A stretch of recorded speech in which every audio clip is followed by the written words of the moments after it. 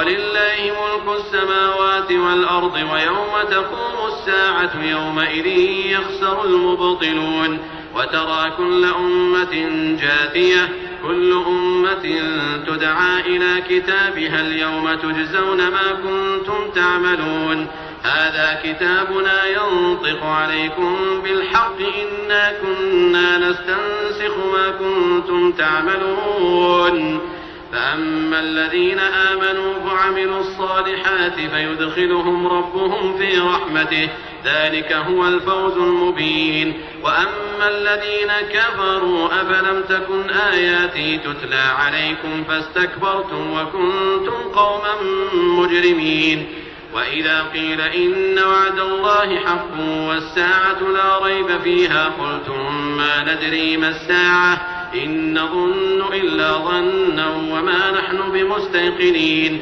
وبدا لهم سيئات ما عملوا وحاق بهم ما كانوا به يستهزئون وقيل اليوم ننساكم كما نسيتم لقاء يومكم هذا ومأواكم النار وما لكم من ناصرين ذلكم بأنكم اتخذتم آيات الله هزوا وغرتكم الحياة الدنيا فاليوم لا يخرجون منها ولا هم يستعتبون فلله الحمد رب السماوات ورب الأرض رب العالمين وله الكبرياء في السماوات والأرض وهو العزيز الحكيم.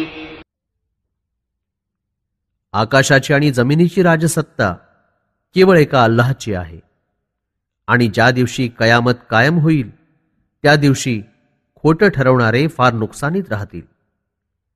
तुम्ही प्रत्येक जमातीला अशा अवस्थेत पाहाल की ती गुडघे टेकून पडली आहे. प्रत्येक उम्मत म्हणजे समुदायाला तिच्या कर्मलेखाकडे बोलावलं जाईल. आज तुम्हाला फक्त तुमच्या कर्माचं फळ दिलं जाईल. हे आमचं दफ्तर आहे जे तुमच्याबद्दल खरं खरं बोलत आहे. तुम्ही जे काही या जगाच्या जीवनात करीत होतात आम्ही ते बरोबर लिहून घेत राहिलो. तेव्हा ज्या लोकांनी ईमान कबूल केलं आणि सत्कर्म करीत राहिले त्यांचा पालन करता त्यांना आपल्या कृपाछत्रात दाखल करून घेईल. ही स्पष्ट आणि उघड सफलता आहे. आणि ज्या लोकांनी कुफ्र म्हणजे इन्कार केला त्यांना सांगितलं जाईल, काय आमच्या आयती तुम्हाला वाचून ऐकवल्या जात नव्हत्या? पण तुम्ही घमेंड केली आणि आज तुम्ही एक अपराधी जमात बनून आला आहात. आणि जेव्हा सांगितलं जात होतं की अल्लाहचा वायदा सच्चा आहे आणि कयामतीची वेळ येण्याबद्दल काहीच शंका नाही, तेव्हा तुम्ही म्हणालात की आम्ही जाणत नाही की कयामती काय असेल. मात्र कधी कधी हा विचार आमच्याही मनात येतो, परंतु विश्वास बसत नाही. आणि त्या दिवशी यांच्यावर यांच्या कर्मांचे समस्त वाईट पैलू जाहीर होतील आणि यांच्यावर तेच संकट कोसळून पडेल ज्याला ते थट्टा मस्करीत उडवीत होते.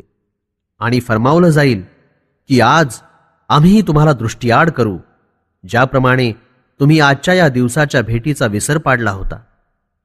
आज तुमचं ठिकाण आग आहे आणि तुमचा कोणीही सहाय्यक राहिला नाही. हे अशासाठी की तुम्ही अल्लाहच्या आयतींना थट्टेत उडवीत राहिला होतात आणि या जगाच्या जीवनानं तुम्हाला धोक्यात टाकलेलं होतं. तेव्हा हे लोक कधीही आगीतून बाहेर काढले जाणार नाहीत आणि त्यांची तौबा किंवा सबब काहीच मानलं जाणार नाही. तेव्हा सर्व प्रशंसा अल्लाहकरिताच आहे, जो समस्त आकाशांचा आणि जमिनीचा पालनहार आहे आणि तोच पालनहार आहे समस्त विश्वांचा. आणि त्याचाच मोठेपणा कायम आहे आकाशांमध्ये आणि जमिनीवर, आणि तोच जबरदस्त हिकमत राखणारा आहे.